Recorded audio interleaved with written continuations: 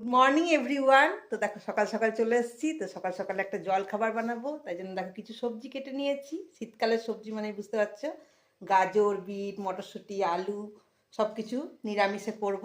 তো কি বানাচ্ছি চলো আমি তোমাদেরকে দেখাবো। আজকে ব্রেকফাস্টটা দারুণ ইয়াম্মি। কি বানাচ্ছি চলো তোমাদেরকে দেখাই। দেখো সবজিগুলো ভাজা চলছে, সবজিগুলো ভেজে নিচ্ছি। আর এইদিকে দেখো সুজিটাকে একটু কাঠখোলায় ভেজে রেখেছি। তো আমি বানাচ্ছি সুজির উপমা। তো চলো সমস্তটা বানিয়ে তোমাদের কাছে আবার আসছি।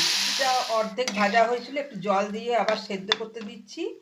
আর এইদিকে যে সুজিটা ভেজে রেখেছিলাম সেটা দিয়ে দিলাম। এটাকেও সেদ্ধ হতে দেবো একসঙ্গে। তো দেখো কি সুন্দর রং চলে এসছে। শীতকালের সবজি দিয়ে এই উপমাটা খেতে খুব ভালো লাগে।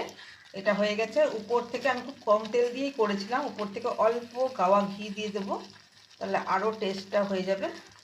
চলো সব মিলিয়ে নিই। রেডি, তৈরি হয়েছে দেখো সুজির উপমা।